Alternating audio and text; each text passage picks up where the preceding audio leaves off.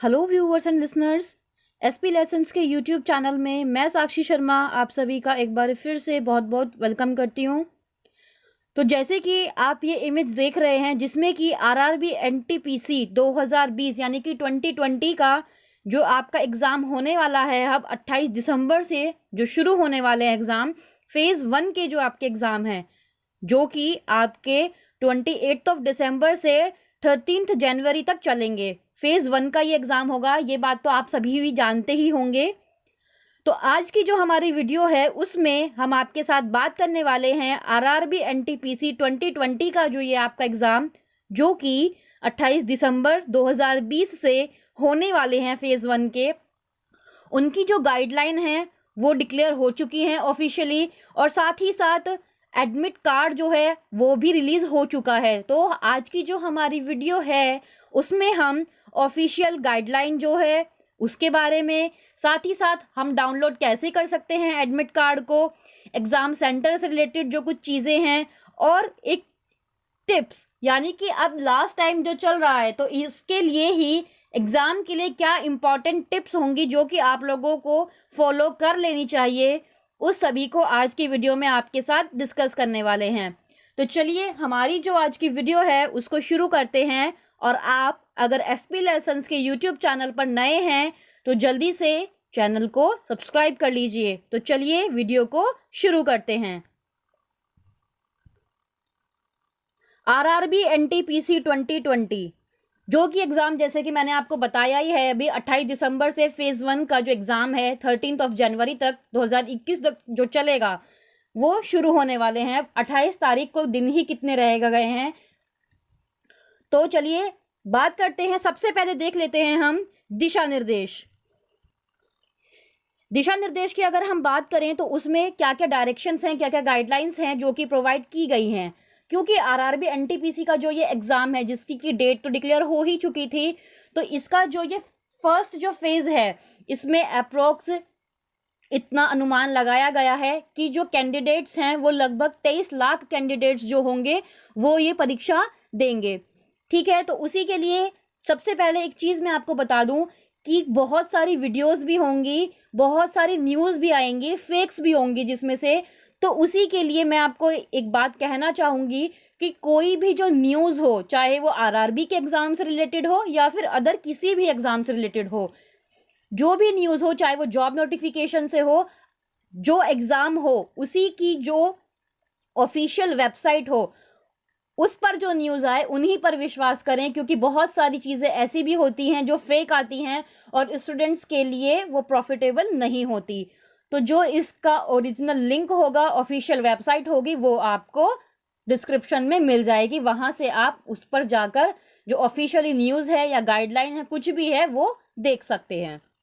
तो दिशा निर्देश की अगर हम बात करें तो जैसे कि मैंने आपको बताया ही है, फर्स्ट जो फेज़ है यानी कि पहला जो चरण है उसकी परीक्षाएं जो हैं 28 दिसंबर 2020 से लेकर 13 जनवरी 2021 तक होने वाली हैं, जिसमें कि फर्स्ट फेज जो होगा उसके कैंडिडेट्स जो होंगे वो एग्जाम देंगे।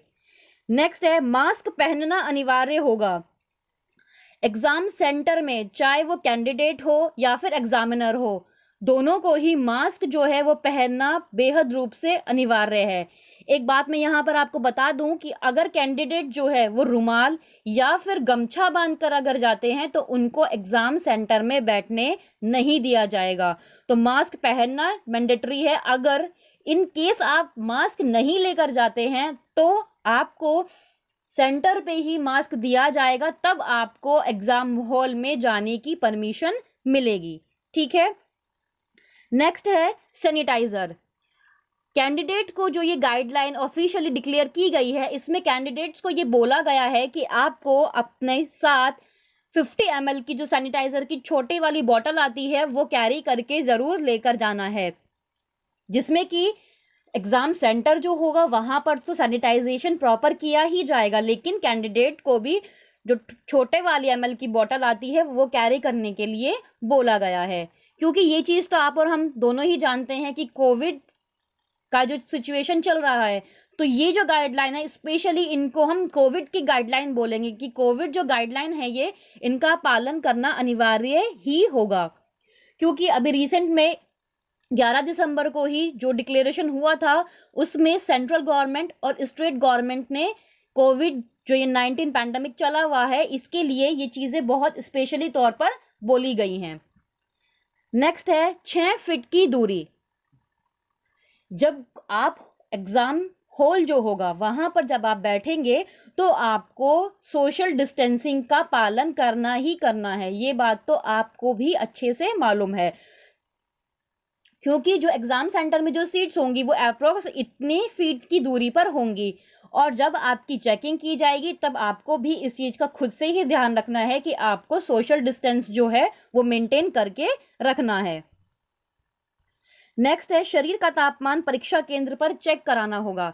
आपको अपना बॉडी का जो टेम्परेचर है वहां पर जो एग्जाम सेंटर होगा वहां पर कैंडिडेट को अपना बॉडी का जो टेम्परेचर है वो चेक कराना होगा। उसके लिए क्या है कि जो टेम्परेचर है वो फिक्स होगा वहां पर। अगर उससे हाई लेवल का आपकी बॉडी का टेम्परेचर मिलता है, इनकेस अगर आपको बुखार है, तो आपको प्रवेश करने नहीं दिया जाएगा। नेक्स्ट है स्वस्थ होने का प्रमाण पत्र, यानी कि कैंडिडेट जो हैं उनको एक सर्टिफिकेट जो होगा वो वेरीफाइड कराकर एग्जाम सेंटर पर अपने साथ लेकर जाना होगा, जिसमें कि ये होगा कि वो मेडिकली जो है बिल्कुल ठीक है, यानी कि उनका जो टेम्परेचर है बॉडी का वो ठीक है, उनको किसी भी तरीके की कोई डिजीज नहीं है, और स्पेशली कोविड से रिलेटेड कोई भी सिम्टम्स उनमें नहीं है। ये एक सर्टिफिकेट जो होगा आपका हेल्थ से रिलेटेड वो आपको वहां प्रोवाइड कराना पड़ेगा। दूसरी चीज है परीक्षा केंद्र देख लें, यानी कि यहां पर ध्यान देने योग्य जो बात यह है कि रेलवे की जो ये भर्ती है इसकी परीक्षा के लिए जो कैंडिडेट जो हैं जिन्होंने कि आवेदन किया था उनको ये याद रखना होगा कि उनका जो एग्जाम सेंटर है वो किसी दूसरे शहर में भी पड़ सकता है। तो परीक्षा केंद्र शहर जो होगा उसका जो अलॉटमेंट है वो भी अपना है जो चेक कर लें, क्योंकि इसमें जो है आपको रेलवे की जो ये भर्ती है उसमें कई ज़्यादा जो आवेदन हैं वो भी किए गए हैं, तो इसलिए अपने शहरों से अन्य शहरों में जो आपका एग्ज़ाम सेंटर होगा वो आपका मिलना नेचुरल है, तो इसलिए एग्ज़ाम सेंटर को भी आप प्रॉपर चेक कर लें। नेक्स्ट है यहाँ पर इलेक्ट्रॉनिक गैजेट ले जाना पूरी तरह प्रतिबंधित। ये तो आप और हम जानते ही हैं कि एग्जाम जो होते हैं उसमें आपको इलेक्ट्रॉनिक गैजेट यानी कि मोबाइल, आपका कैलकुलेटर, ये सब चीज़ें जो ले जाना है वो पूरी तरीके से रिस्ट्रिक्टेड है। आप कोई भी इलेक्ट्रॉनिक गैजेट अपने साथ कैरी नहीं कर सकते हैं। नेक्स्ट है 20 मिनट पूरे होते ही अगला सब्जेक्ट अपने आप एक्टिव, यानी कि कैंडिडेट्स जो हैं वो एक समय में एक ही सब्जेक्ट के प्रश्नों को देख सकेंगे।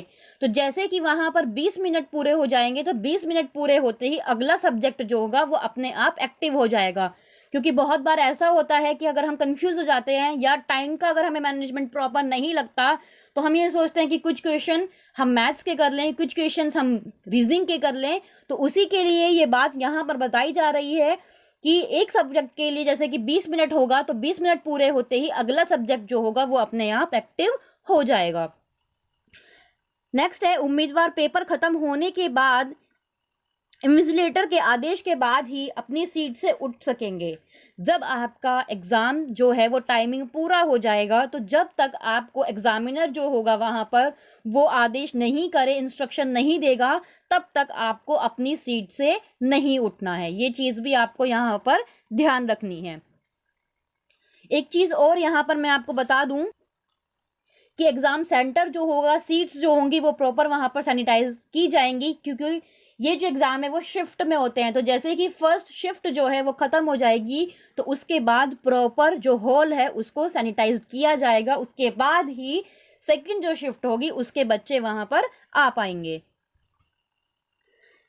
नेक्स्ट बात करते हैं कि कैसे डाउनलोड करें प्रवेश पत्र। तो जैसे कि मैं आपको बता चुकी हूं कि आपको अदर किसी भी लिंक पर या फिर जो वेबसाइट होती है उन पर विश्वास नहीं करना है।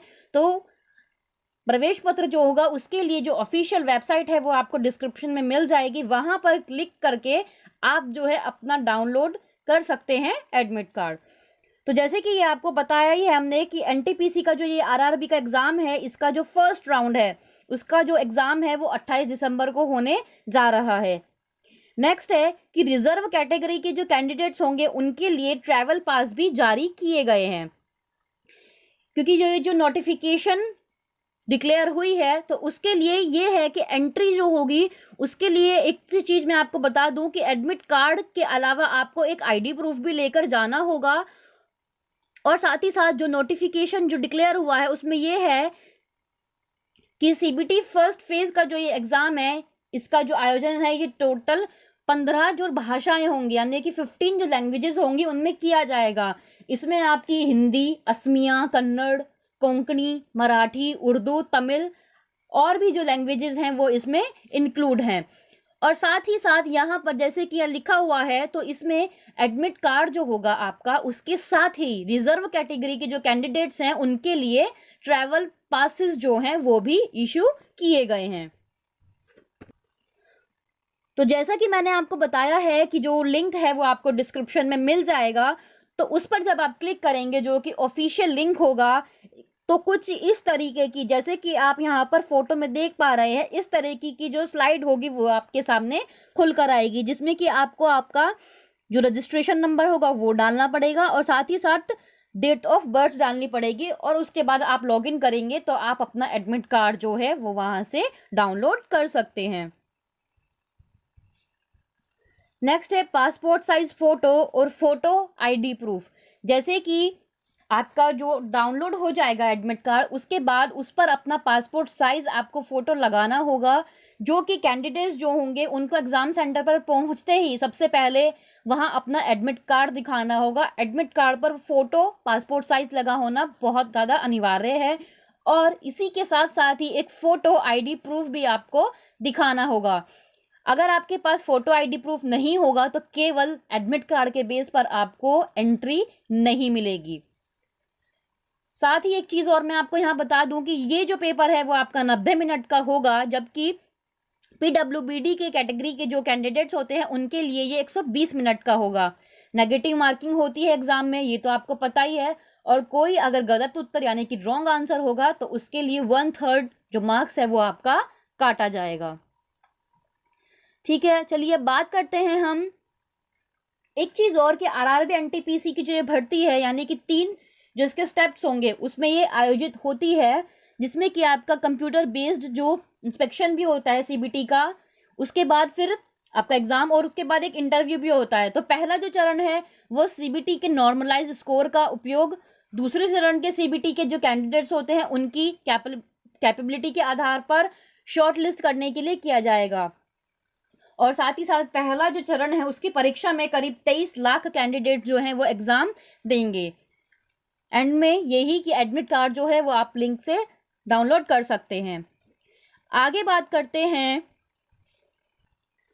महत्वपूर्ण सुझाव की, क्योंकि अभी दिन ही कितने रह गए हैं एग्जाम के लिए, तो उसी के लिए महत्वपूर्ण सुझाव कि एंड टाइम पर आपको क्या क्या चीजें होंगी जिनको लेकर चलना है कुछ ही दिनों में इनमें, जिससे कि आपका जो पूरा सिलेबस है या पैटर्न है, पूरा एक स्टडी प्लान है, उसको आप एक बार ही रिकवर कर सकते हैं।